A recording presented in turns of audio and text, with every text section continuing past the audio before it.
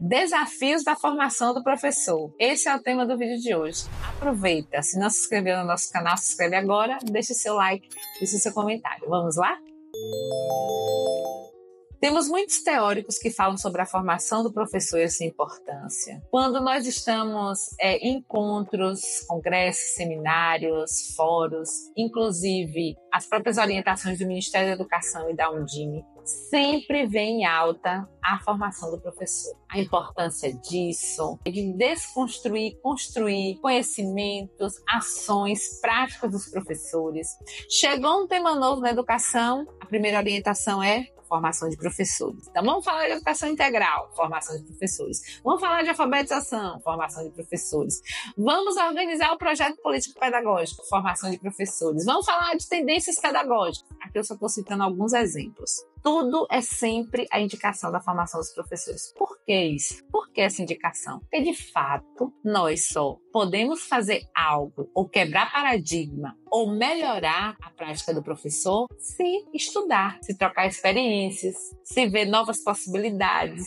É através disso que, inclusive, a gente pode inovar. E o mais importante, fazer esse professor pensar, desconstruir aquilo que já está enraizado, para poder construir algo que precisa ser inovado. Não tem como a gente dar melhoria na educação se não for por meio da formação do professor. Eu sou uma defensora disso. Inclusive, um dos pontos altos do nosso trabalho é a formação do professor. E aí envolve também a formação do gestor, do coordenador pedagógico. Mas eu coloquei aqui nesse vídeo no início qual é o tema? Desafios da formação. Quais são os desafios? Primeiro, a logística de como organizar esse professor. Todo encontro que a gente vai, inclusive dos órgãos competentes orientadores da educação, é formação de professor. E aí a gente chega no município, a gente está na escola, a gente tem questões de logística com horário, carga horária, disponibilizar esse professor. Muitas vezes o professor, ele realmente só quer fazer a formação dentro da carga horária, né, que alguns chamam de AC, que é atividade complementar. Outros dão outros nomes para esse momento que o professor para planejar, para estudar. E outro dia eu estava numa escola, onde a escola disse assim, olha Ana, a gente vai fazer um momento de formação na carga horária previsto de estudo e planejamento do professor. E em um outro horário a gente vai oferecer uma formação que ele vem, se ele quiser, ele vem por convite. Então, assim, isso é bom também, a escola oferecer a formação de diversas formas. Mas a pergunta é, essa formação que ele pode entender que não é obrigatório ele vir, é importante? Não é? Ele realmente precisa vir? Como é que trabalha essa conscientização da presença do professor? Então, o primeiro desafio é organizar essa carga horária, porque muitas vezes tem uma temática, uma determinada formação que já foi escolhida, planejada pelo gestor, pelo coordenador pedagógico, e aquele horário de AC, aquele horário de planejamento de estudo ainda não é o suficiente. Então, a gente precisa pegar mais meses para contemplar mais ainda essa organização de carga horária. Um outro grande desafio da formação do professor, e eu acho que é o maior, é a gente monitorar o que foi oferecido na formação. Eu sempre trago essa reflexão nas formações. Tem as formações por meio de palestras, formações por meio de cursos, de minicursos, né? E eu sempre falo da formação em serviço. E aí, o que é que acontece? Vem um grupo de professores, faz uma formação comigo de 20 horas. Vou dar o exemplo aqui do Alfa Letrar, que é uma formação que a gente tem de 20 horas. Inclusive, a gente vai oferecer esse ano também. Tudo que foi aprendido nessa formação de 20 horas, teóricos, as discussões a partir dessas teorias, as sugestões práticas, as questões didáticas que são oferecidas, que eu ofereço bastante atividades didáticas, sugestões, modelos, sequência didática, para instrumentalizar o professor na sala de aula. Então fica uma formação bem redondinha, bem organizada. Os professores avaliam bem. Eu só estou dando um exemplo aqui. Esse professor volta para a escola, volta para a sala de aula.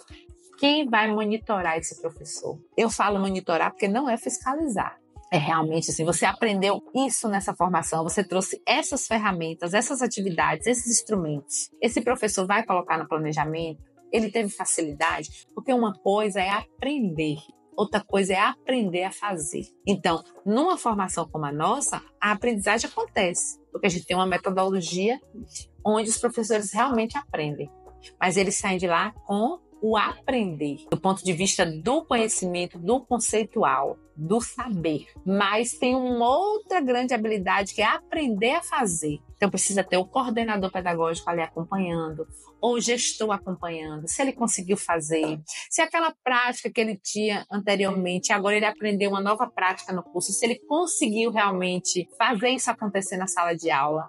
Então o monitoramento é para o coordenador e o gestor, depende de quem assume isso. Na escola geralmente é o coordenador pedagógico, mas tem gestor que é bem pedagógico e ajuda nisso, né? Se esse professor realmente, o que ele aprendeu na formação, ele está colocando em prática. É muito comum eu ouvir de gestores, tanto gestores municipais da Secretaria de Educação, quanto gestores escolares que tomam a formação, oferecemos formação, tivemos um grande investimento e a gente pouco vê na sala de aula. Não é uma questão de querer acusar o professor por isso, não. É porque nós somos seres que precisamos de quê? De ser retroalimentados o tempo inteiro. Não adianta estar na formação, ouvir, aprender e não colocar em prática. E aí eu percebo muito isso nas escolas, a falta de monitoramento, porque, em especial, o papel do coordenador pedagógico, que a função principal dele é formar o professor. Ele não entende que essa formação em serviço, que é o monitoramento do planejamento, o acompanhamento na sala de aula, muitas vezes não acontece. E o terceiro grande desafio é o investimento. Muitas vezes as escolas, os municípios têm muita dificuldade de investir por falta de verba, ou às vezes porque ainda não conseguiu planejar essa formação como deveria e não tem a clareza de como usar da melhor forma o investimento. E também tem a questão dos professores, que muitas vezes eles entendem que a formação sempre tem que ser oferecida pela escola ou pela própria Secretaria de Educação.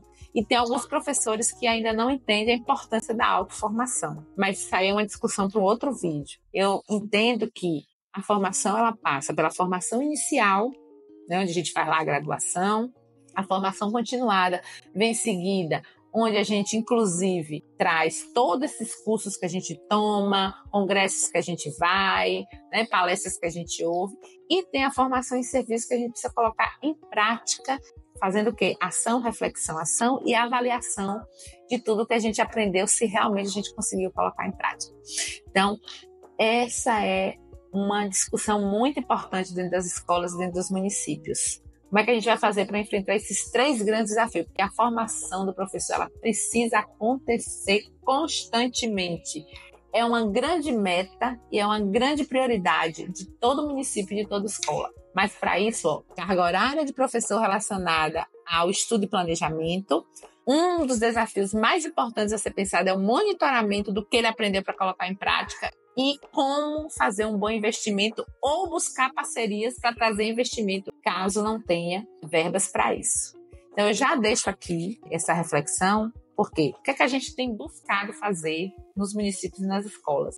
Primeiro que a gente organiza uma carga horária e uma tabela dentro de uma logística que a gente pode estar liberando os professores nos ACs e podendo contemplar as principais temáticas. Em relação ao monitoramento, fortemente a formação do coordenador pedagógico. E o investimento, planejar, né, que é o grande X da questão para o investimento, ou buscar parcerias quando não se tem o investimento. Se você chegou até aqui, é porque você gostou desse vídeo. Então, deixe seu like, deixe seu comentário. Vamos levar esse vídeo para muitos municípios e muitas escolas. Até o próximo.